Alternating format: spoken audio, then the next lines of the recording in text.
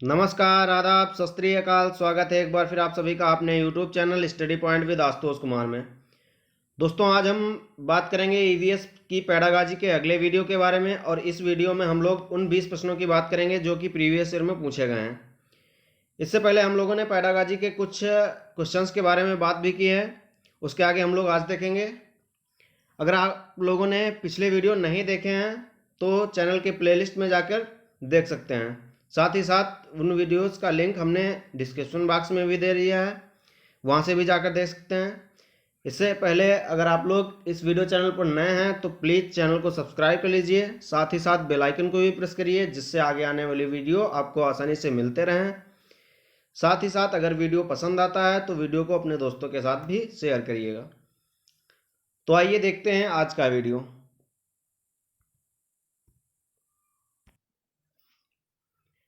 आज के वीडियो का पहला क्वेश्चन है कि पर्यावरण अध्ययन में बच्चे शिल्प कला और चित्रकला को समूह में सीखना विशेष रूप से पसंद करते हैं क्योंकि पॉइंट्स दिए गए हैं। पहला पॉइंट कह रहा है कि यह सहपाठी अधिगम को बढ़ावा देता है। दूसरा पॉइंट कह रहा है कि यह सामाजिक अधिगम को बेहतर बनाता है। तीसरा पॉइंट कह रहा है कि जब बच्चों की सृजनात्मकता की प्रशंसा की जाती है तो वो खुश होते हैं, वह उसके प्रति प्रेरित भी होते हैं। अगला पॉइंट कह रहा है कि यह कक्षा में अनुशासन को बढ़ाता है। क्वेश्चन कह रहा है कि सही विकल्प को चुनिए। सही विकल्प का चयन करना है। विकल्प दिए हैं, विकल्प देखेंगे हम लोग। ऑप्शन ए कह रहा है कि 1 और 4 जो कथन दिए गए हैं वो सही हैं। ऑप्शन बी कह रहा है कि 1, 2 और 4 सही हैं। ऑप्शन सी कह रहा है कि 1, 2 और 3 सही हैं। ऑप्शन डी कह रहा है कि 2 और 3 सही हैं। तो कौन सा विकल्प सही हो जाएगा ये बताना है हम लोगों को। तो पॉइंट्स दिए गए हैं। पहला पॉइंट दिया है कि यह सहपाठी अधिगम को बढ़ावा देता है, तो ये जो पॉइंट है पहला ये सही हो जाएगा। ये जो है सहपाठी अधिगम को बढ़ावा देगा।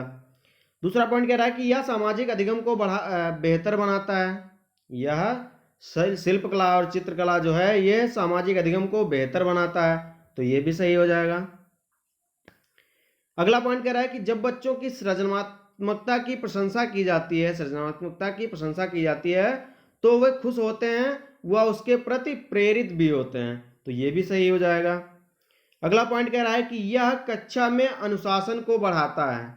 यह कक्षा में अनुशासन को बढ़ाता है, तो ऐसा कुछ नहीं होता है, तो ये पॉइंट गलत हो जाएगा। मतलब 1, 2 और 3 ये पॉइंट जो है सही हो जाएंगे।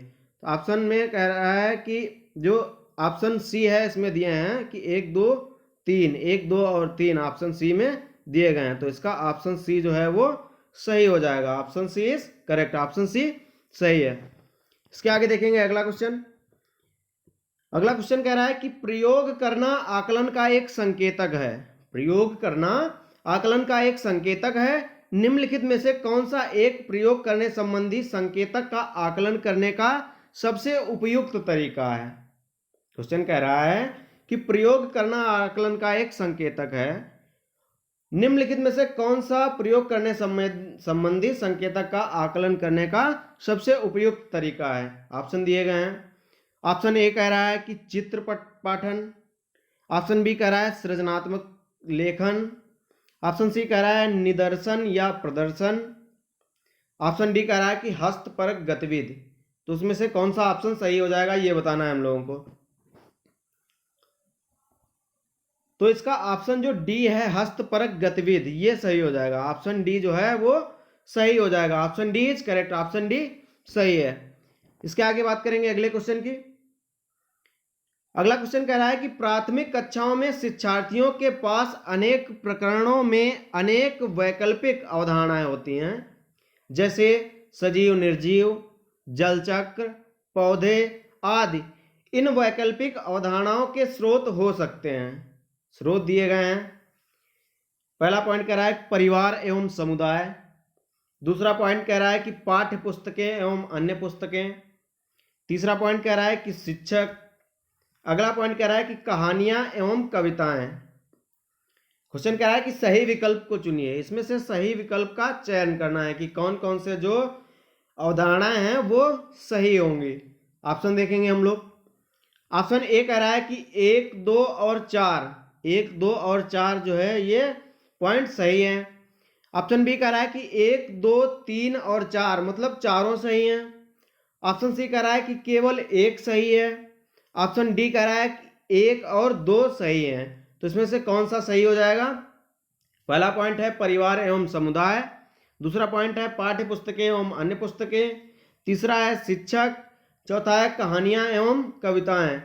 तो इसमें से जो है ये चारों जो है पॉइंट सही हो जाएंगे। तो इसका विकल्प जो बी वाला है वो सही हो जाएगा। इसका ऑप्शन बी वाला सही हो जाएगा। 1, 2, 3 और 4 ये चारों जो है सही हो जाएंगे। तो इसका ऑप्शन बी सही होगा। Option B is correct. Option B सही है।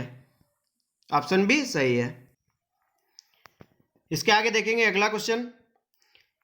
अगला क्वेश्चन कह रहा है कि कांच के जार तथा बोतलों को उनमें अचार भरने से पूर्व सूर्य की धूप में अच्छी तरह सुखाया जाता है। ऐसा क्यों होता है? कांच का जो जार होता है या बोतलें जो होती हैं उनमें अचार भरने से पूर्व सूर्य की धूप में अच्छी तरह से सुखाया जाता है। ऐसा क्यों किया जाता है? ऑप्शन देखेंगे हम लोग।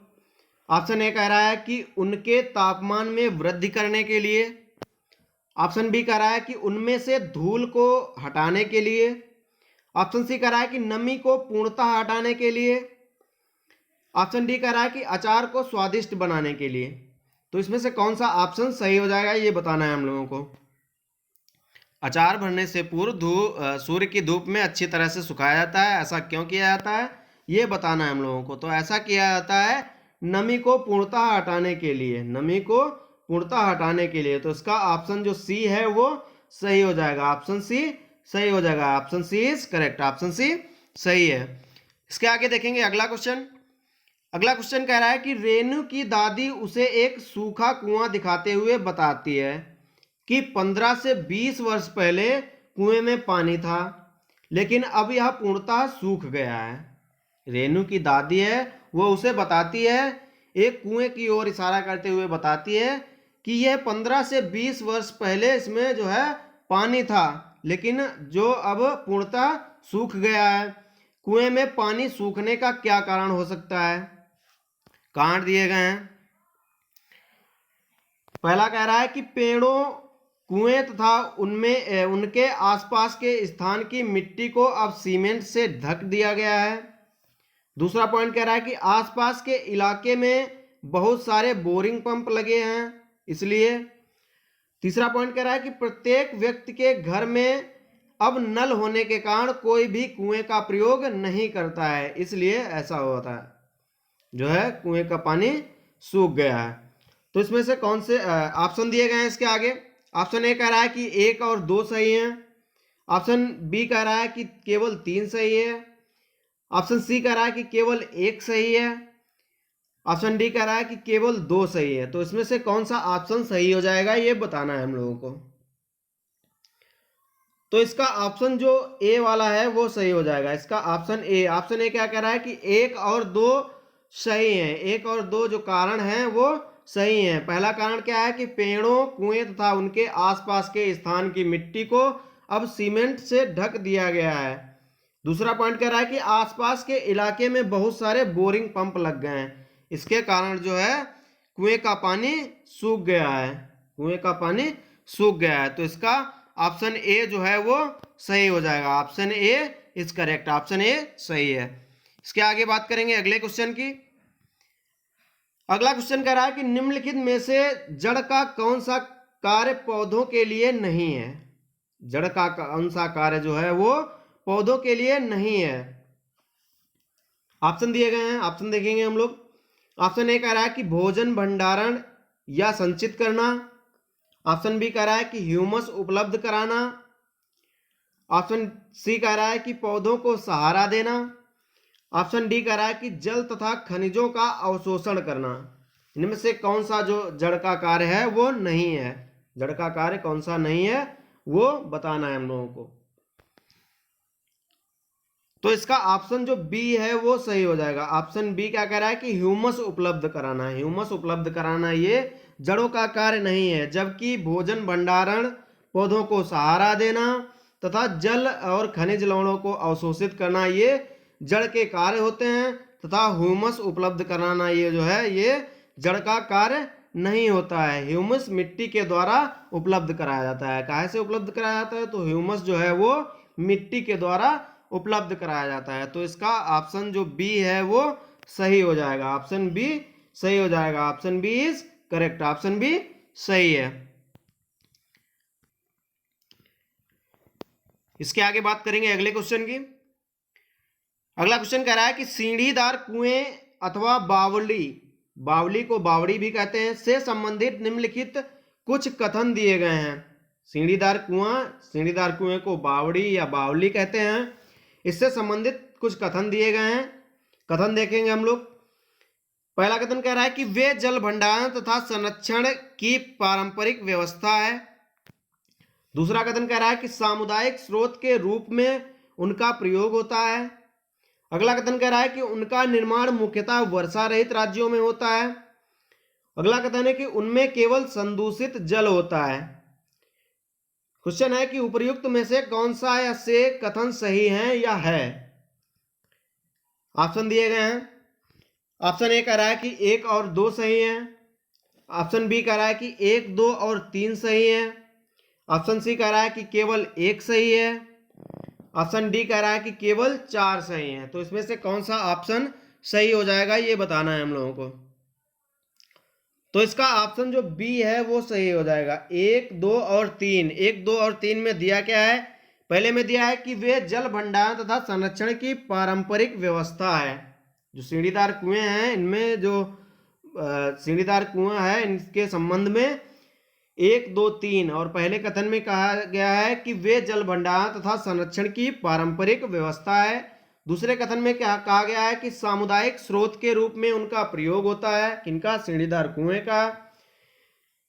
तीसरा कथन के बारे में कहा गया है कि उनका निर्माण मुख्यतः वर्षा रहित राज्यों में होता है। सीढ़ीदार कुएं जो हैं इनका निर्माण वर्षा रहित राज्यों में किया जाता है, मुख्यतः वर्षा रहित राज्यों में होता है। तो ये तीनों कथन जो है 1, 2, 3 ये सही हो जाएंगे। तो इसका ऑप्शन जो बी है वो सही हो जाएगा। Option B is correct. Option B सही है। इसके आगे बात करेंगे अगले क्वेश्चन की। अगला क्वेश्चन कह रहा है कि राष्ट्रीय पाठ्यचर्या की रूपरेखा 2005 के अनुसार निम्नलिखित में से कौन सी एक पर्यावरण अध्ययन की विषय वस्तु या थीम है? राष्ट्रीय पाठ्यचर्या की रूपरेखा 2005 के अनुसार निम्नलिखित में से कौन सी जो है एक पर्यावरण अध्ययन की विषय वस्तु या थीम है? ऑप्शन दिए गए हैं। ऑप्शन ए कह रहा है कि भोजन। ऑप्शन बी कह रहा है सौरमंडल। ऑप्शन सी कह रहा है कि मौसम। ऑप्शन डी कह रहा है ऊर्जा। तो इसमें से कौन सी जो है वो पर्यावरण अध्ययन की विषय वस्तु है ये बताना है हम लोगों को। तो पर्यावरण अध्ययन की विषय वस्तु भोजन हो जाएगा। तो इसका ऑप्शन जो ए है वो सही हो जाएगा। ऑप्शन ए भोजन जो है वो पर्यावरण अध्ययन की विषय वस्तु हो जाएगी। जबकि सौरमंडल और मौसम जो है ये भूगोल की तथा ऊर्जा जो है वो विज्ञान की विषय वस्तु है। सौरमंडल और मौसम जो है ये भूगोल की विषय वस्तु तथा ऊर्जा जो है ये विज्ञान की विषय वस्तु हो जाएगी। जबकि जो भोजन है वो पर्यावरण अध्ययन की विषय वस्तु हो जाएगी। और पर्यावरण अध्ययन की विषय वस्तु के बारे में ही पूछा गया है। तो इसका ऑप्शन जो ए है भोजन वो सही हो जाएगा। Option A is correct. Option A सही है। इसके आगे बात करेंगे अगले क्वेश्चन की। अगला क्वेश्चन कह रहा है कि पर्यावरण अध्ययन में विषय वस्तु आधारित उपागम को अपनाने के समर्थन में निम्नलिखित में से कौन सा तर्क सबसे अधिक सशक्त है? पर्यावरण अध्ययन में विषय वस्तु आधारित उपागम को अपनाने के समर्थन में निम्नलिखित में से कौन सा तर्क सबसे अधिक सशक्त है? ऑप्शन दिए गए हैं। ऑप्शन ए कह रहा है कि यह पाठ्य योजनाओं को एक ढांचा प्रदान करने और शिक्षण को अधिक प्रभावशाली बनाने में मदद करता है। ऑप्शन बी कह रहा है कि यह शिक्षण को अधिक रोचक और गतिविधि आधारित बनाने में मदद करता है। ऑप्शन सी कह रहा है कि यह अवधारणाओं, मुद्दों और कौशलों के वृहत विस्तार को सम्मिलित करने में मदद करता है। ऑप्शन डी कह रहा है कि यह विषय सीमाओं को नरम मतलब सौम्य बनाने और संपूर्णता में ज्ञान को प्राप्त करने में मदद करता है। यह विषय सीमाओं को नरम मतलब सौम्य बनाने और संपूर्णता में ज्ञान को प्राप्त करने में मदद करता है। तो इसका कौन सा ऑप्शन जो है वो सही हो जाएगा, ये बताना है हम लोगों को।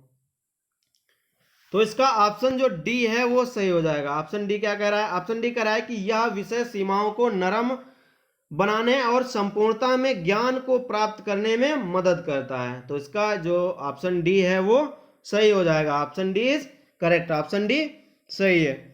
इसके आगे बात करेंगे अगले क्वेश्चन की। अगला क्वेश्चन कह रहा है कि प्राथमिक कक्षाओं में पर्यावरण अध्ययन को सीखने सिखाने में कहानियां एक महत्वपूर्ण पहलू हैं। प्राथमिक कक्षाओं में पर्यावरण अध्ययन को सिखाने या सीखने में कहानियां एक महत्वपूर्ण पहलू हैं। पर्यावरण अध्ययन के कक्ष में कहानी सुनाने के लिए निम्नलिखित में से कौन सा कारण सबसे कम उपयुक्त है? सबसे कम उपयुक्त कारण बताना है हम लोगों को। ऑप्शन में देखेंगे। ऑप्शन ए कह रहा है कि कहानियों में व्यक्तियों के अनुभव शामिल होते हैं। ऑप्शन बी कह रहा है कि कहानियां अनेक विषय क्षेत्रों को छूती हैं। ऑप्शन सी कह रहा है कि कहानियां कक्ष प्रबंधन में सहायता करती हैं। ऑप्शन डी कह रहा है कि कहानियां पर्यावरण अध्ययन अवधारणाओं से संबंध जोड़ने के लिए संदर्भ उपलब्ध कराती हैं। कहानियां जो है वो पर्यावरण अध्ययन अवधारणाओं से संबंध जोड़ने के लिए संबंध उपलब्ध कराती हैं। तो इसमें से कौन सा ऑप्शन सही हो जाएगा, ये बताना है हम लोगों को। तो इसका जो ऑप्शन डी है वो सही हो जाएगा। ऑप्शन डी में क्या कहा गया? ऑप्शन डी में कहा गया है कि कहानियां पर्यावरण अध्ययन अवधारणाओं से संबंध जोड़ने के लिए संदर्भ उपलब्ध कराती हैं। ये जो इसका कारण है ये सबसे कम उपयुक्त होगा। तो इसका आंसर जो है डी वाला सही हो जाएगा। ऑप्शन डी जो है वो सही हो जाएगा। Option D is correct. Option D सही है। दोस्तों उम्मीद है ये वीडियो आप लोगों को पसंद आ रहा होगा। अगर वीडियो पसंद आ रहा है तो वीडियो को लाइक करिए, साथ ही साथ अपने दोस्तों के साथ भी शेयर करिए और कमेंट बॉक्स में कमेंट करके बताइए कि वीडियो आप लोगों को कैसा लग रहा है। इसके आगे बात करते हैं अगले क्वेश्चन की। अगला क्वेश्चन कह रहा है कि पर्यावरण अध्ययन पाठ्य पुस्तक की विषय वस्तु में पॉइंट्स दिए गए हैं। पहला पॉइंट कह रहा है कि परिभाषाओं और व्याख्यानों को दूर रखा जाना चाहिए। अब दूसरा पॉइंट कह रहा है कि रटकर सीखने को हतोत्साहित करना चाहिए। अगला पॉइंट कह रहा है बच्चे को प्रश्न करने और खोजने का मौका मिलना चाहिए। अगला पॉइंट कह रहा है कि बच्चे को केवल लिखित जानकारी दी जानी चाहिए और इसमें से सही विकल्प का चयन करना है। विकल्प दिए गए हैं। ऑप्शन ए कह रहा है कि केवल 1 और 4 सही हैं। दूसरा ऑप्शन कह रहा है कि ऑप्शन बी कह रहा है 2 और 3 सही है। ऑप्शन सी कह रहा है कि केवल 3 सही है। ऑप्शन डी कह रहा है कि 1, 2 और 3 सही है। तो इसमें से कौन सा ऑप्शन जो है वो सही हो जाएगा, ये बताना है हम लोगों को। तो इसका ऑप्शन जो सी है वो सही हो जाएगा। ऑप्शन सी जो है वो सही हो जाएगा। ऑप्शन सी में क्या दिया है? केवल 3 जो है वो सही है। केवल 3 में क्या दिया गया है कि बच्चे को प्रश्न करने और खोजने का मौका मिलना चाहिए। बच्चा जो है उसको प्रश्न करने और खोजने का मौका मिलना चाहिए, जिससे बच्चों में सृजनशीलता का विकास होता है। इससे बच्चों में सृजनशीलता का विकास होता है। तो इसका ऑप्शन जो सी है वो सही हो जाएगा। Option C is correct. Option C सही है। इसके आगे बात करेंगे अगले क्वेश्चन की। अगला क्वेश्चन कह रहा है कि पर्यावरण अध्ययन की प्रकृति निम्नलिखित का समर्थन नहीं करती है। पर्यावरण अध्ययन की प्रकृति जो है वो निम्नलिखित का समर्थन नहीं करती है। ऑप्शन दिए गए हैं। ऑप्शन ए कह रहा है कि बच्चे कम गलतियां करें। इसका ऑप्शन बी कह रहा है कि बच्चों को करके सीखने का अवसर मिले। इसका ऑप्शन सी कह रहा है कि बच्चे बहुत से प्रश्न पूछें। ऑप्शन डी कह रहा है बच्चों को खोज करने के लिए पर्याप्त स्थान मिले। तो इसमें से किसका जो है पर्यावरण अध्ययन की प्रकृति समर्थन नहीं करती है, ये हम लोगों को बताना है। तो इसका ऑप्शन जो ए है वो सही हो जाएगा। ऑप्शन में ए में कहा गया है कि बच्चे कम गलतियां करें। बच्चों का स्वभाव ही होता है गलतियां करना, और बच्चे जो है वो गलतियां करके ही सीखते हैं। गलतियां करके ही सीखते हैं। तो ये जो है इसका समर्थन, पर्यावरण अध्ययन की प्रकृति का समर्थन नहीं करता है। तो इसका ऑप्शन जो ए है वो सही हो जाएगा। Option A is correct, option A सही है। इसके आगे देखेंगे अगला क्वेश्चन। अगला क्वेश्चन कह रहा है कि एक शिक्षिका ने कक्षा 4 के शिक्षार्थियों को पढ़ाने के लिए पौधे अंतर्वस्तु का चयन किया। पौधे अंतर्वस्तु का चयन किया। उसने सीखने के लिए निम्नलिखित अवसर प्रदान किए। कौन कौन से अवसर प्रदान किए? पहला पॉइंट कह रहा है कि समूहों में पत्तियों का संग्रह करना। दूसरा पॉइंट कह रहा है पत्तियों के आकार, स्वरूप और अन्य विशेषताओं पर चर्चा करना। अगला पॉइंट कह रहा है कि अपना वनस्पति संग्रहालय बनाना। इस प्रकार की गतिविधियों हेतु शिक्षिका को किस बात के लिए सबसे अधिक प्रोत्साहन नहीं देना चाहिए? सबसे अधिक प्रोत्साहन नहीं देना चाहिए, नहीं देना चाहिए बताना है हम लोगों को। ऑप्शन देखेंगे। ऑप्शन ए कह रहा है कि जितनी अधिक पत्तियों के बारे में संभव हो उतना उनके नाम याद करने में बच्चों की पहल। ऑप्शन बी कह रहा है बच्चों के द्वारा कार्य का विस्तार। ऑप्शन सी कह रहा है कि बच्चों का निरंतर गतिविधि में लगे रहना। ऑप्शन डी कह रहा है बच्चों की परस्पर क्रिया, अवलोकन और सहयोग। तो उसमें से कौन सा ऑप्शन जो है वो सही हो जाएगा? मतलब कौन सा जो है वो सब अधिक प्रोत्साहित नहीं करेगा, अधिक प्रोत्साहन नहीं देना चाहिए। किसको अधिक प्रोत्साहन नहीं देना चाहिए? तो इसका जो है ए ऑप्शन जो है वो सही हो जाएगा। जितनी अधिक पत्तियों के बारे में संभव हो उतना उनके नाम याद करने में बच्चों की पहल, ये जो है ये अधिक प्रोत्साहित नहीं करेगा। कक्षा 5 के जो बच्चे हैं, कक्षा 5 के जो बच्चे हैं वो ज़्यादा, कक्षा 4 के जो बच्चे हैं वो ज़्यादा पत्तियों के बारे में, ज़्यादा पौधों की पत्तियों के बारे में नहीं याद कर सकते हैं, इसलिए जो है ये गलत हो जाएगा। मतलब इस क्वेश्चन का यही आंसर, जो आंसर ऑप्शन ए है वो सही हो जाएगा। तो ऑप्शन ए सही हो जाएगा। Option A is correct, option A सही है। इसके आगे बात करेंगे अगले क्वेश्चन की। अगला क्वेश्चन कह रहा है कि शिक्षार्थियों का आकलन करते समय पर्यावरण अध्ययन की शिक्षिका को निम्नलिखित में से क्या नहीं करना चाहिए? क्या नहीं करना चाहिए? नहीं करना चाहिए वो बताना है हम लोगों को। ऑप्शन देखेंगे। ऑप्शन ए कह रहा है कि बच्चों के पूर्व आकलन के साथ तुलना करना। ऑप्शन बी कह रहा है कि शिक्षार्थियों की सीखने की क्षमताओं को ध्यान में रखकर सूचना दर्ज करना। ऑप्शन सी कह रहा है कि बच्चों के कार्य के केवल कुछ पक्षों पर ध्यान केंद्रित करना। ऑप्शन डी कह रहा है कि बच्चों के कार्य से संबंधित गुणात्मक उल्लेख करना। तो उसमें से कौन सा नहीं होगा ये बताना है हम लोगों को।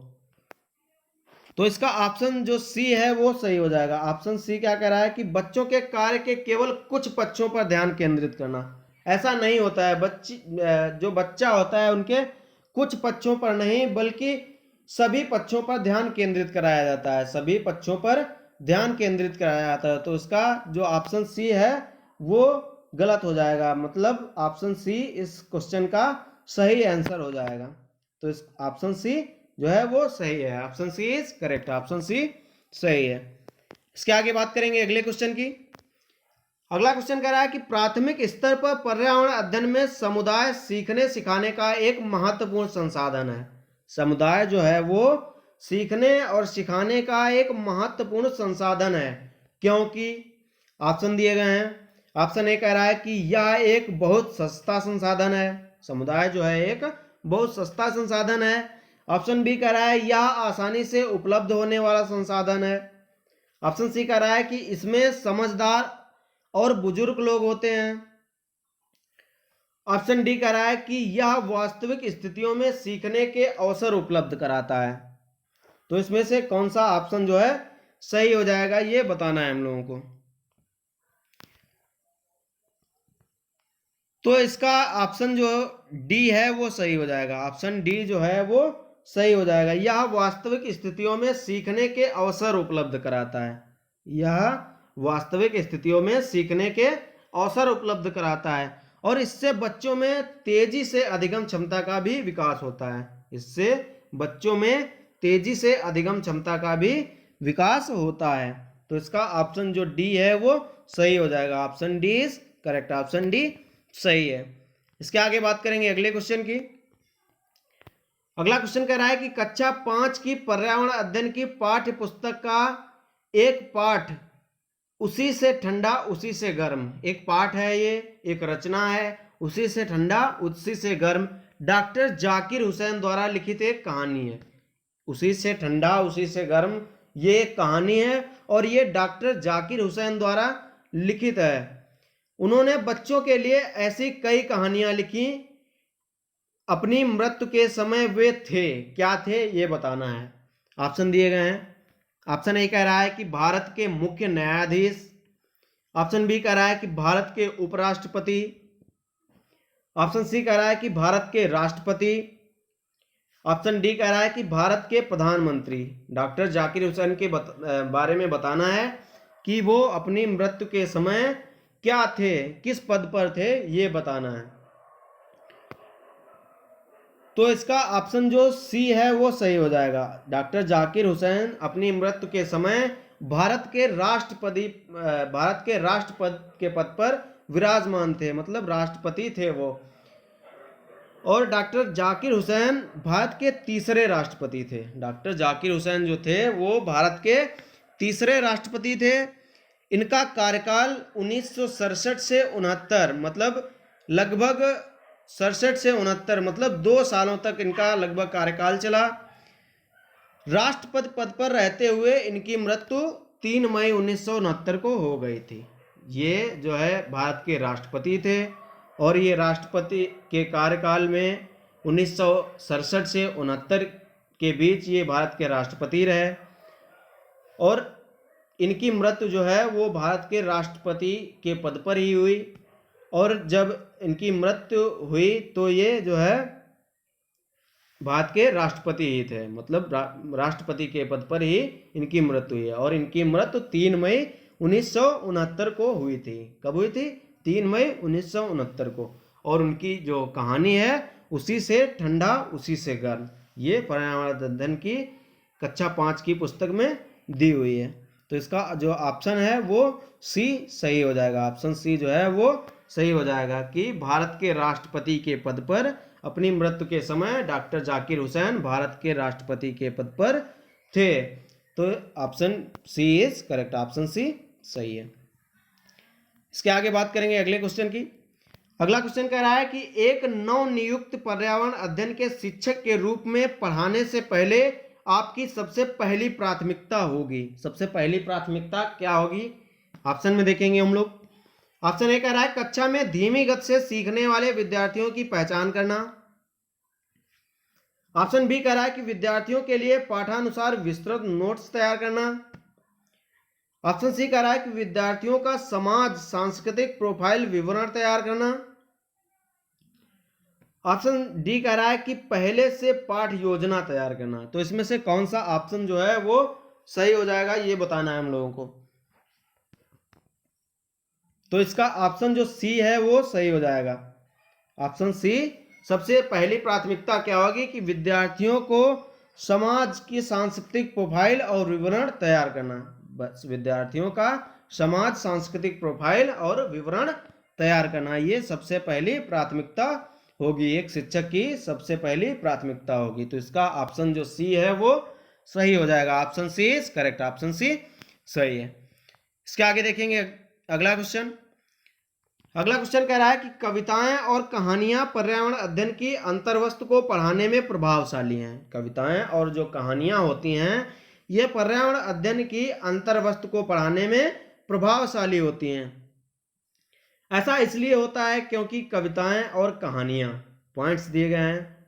पॉइंट ए कह रहा है कि बच्चों के परिवेश का समृद्ध चित्रण कर सकती हैं। बी पॉइंट कह रहा है कि संदर्भित अधिगम परिवेश प्रदान कर सकती हैं। सी पॉइंट कह रहा है कि विभिन्न अमूर्त अवधारणाओं की प्रभावशाली तरीके से व्याख्या कर सकती हैं। डी पॉइंट कह रहा है कि सृजनात्मकता एवं सौंदर्य बोध का पोषण कर सकती हैं। अब आगे ऑप्शन दिए गए हैं। ऑप्शन ए कह रहा है कि ए, बी और डी सही है। ऑप्शन बी कह रहा है कि केवल सी सही है। ऑप्शन सी कह रहा है कि केवल बी सही है। ऑप्शन डी कह रहा है कि केवल एक ए और बी सही है। तो इसमें से कौन सही होंगे ये बताना है हम लोगों को।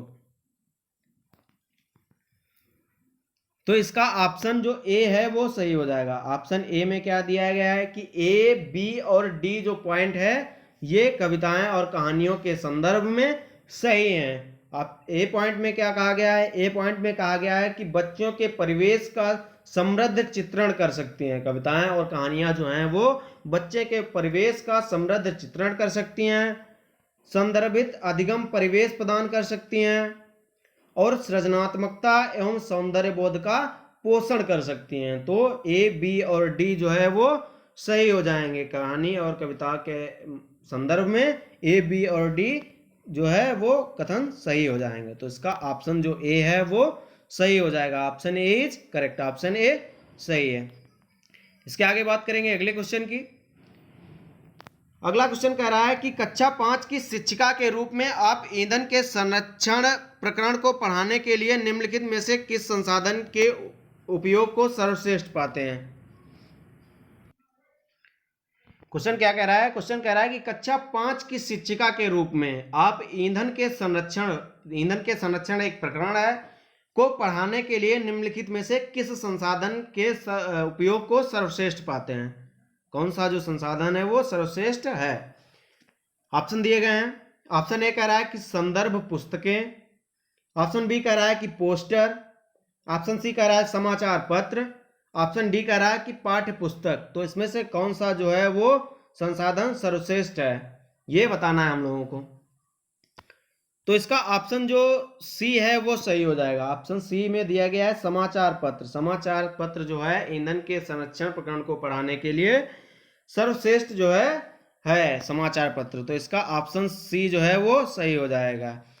और इससे बच्चों में, समाचार पत्र के माध्यम से बच्चों में और अधिक वास्तविक ज्ञान की क्षमता का विकास होता है। समाचार पत्र जो है उसके माध्यम से बच्चों में और अधिक वास्तविक क्षमता का विकास होता है। काय का विकास होता है? तो वास्तविक ज्ञान या वास्तविक ज्ञान की क्षमता का विकास होता है। तो इसका ऑप्शन सी जो है समाचार पत्र सही हो जाएगा। Option C is correct. Option C सही है। इसके आगे बात करेंगे इस वीडियो के अंतिम क्वेश्चन के बारे में। अंतिम क्वेश्चन, लास्ट क्वेश्चन कह रहा है कि कक्षा 4 की एक शिक्षिका शिक्षार्थियों से कहती है कि वे अपने कार्यपत्रक, अवलोकन रिपोर्ट और सत्र में इन फोल्डरों को डैश डैश कहा जा सकता है। क्या कहा जा सकता है? फोल्डर जो है उसको क्या कहा जा सकता है? ऑप्शन ए कह रहा है पोर्टफोलियो, ऑप्शन बी कह रहा है दत्त कार्य, ऑप्शन सी कह रहा है कि परियोजना कार्य, ऑप्शन डी कह रहा है कि घटना वृत्तांत अभिलेख। डी के स्थान पर बी लिख गया है, यहाँ ऑप्शन डी है। डी कह रहा है कि घटना वृत्तांत अभिलेख। Option A portfolio, option B दत्त कार्य, ऑप्शन सी परियोजना कार्य, ऑप्शन डी घटना वृत्तांत अभिलेख। तो इसमें से कौन सा ऑप्शन जो है वो सही हो जाएगा? किसमें अभिलेखों को फोल्डरों को रखा जाता है? कार्यपत्रक, अवलोकन रिपोर्ट और सत्र को जो है फोल्डरों को कहा जाता है। क्या कहा जाता है? तो इनको जो है वो पोर्टफोलियो कहा जाता है। क्या कहा जाता है? पोर्टफोलियो कहा जाता है। तो इसका ऑप्शन जो ए है वो सही हो जाएगा। Option A is correct. Option A सही है। दोस्तों उम्मीद है ये वीडियो आप लोगों को पसंद आया होगा। अगर वीडियो पसंद आया है तो कमेंट बॉक्स में कमेंट करके बताइए कि वीडियो जो है वो कैसा लगा। अगर वीडियो पसंद आया है तो वीडियो को लाइक करिए, साथ ही साथ चैनल को भी सब्सक्राइब कर लीजिए। चैनल को सब्सक्राइब करने के साथ साथ बेल आइकन को भी प्रेस करिए, जिससे आगे आने वाले वीडियो के नोटिफिकेशन आपको आसानी से मिलते रहें। तथा अगर वीडियो पसंद आया है तो वीडियो को अपने दोस्तों के साथ भी शेयर करिए। तो आज के लिए इतना ही। अब मिलते हैं अगले वीडियो में। तब तक के लिए नमस्कार।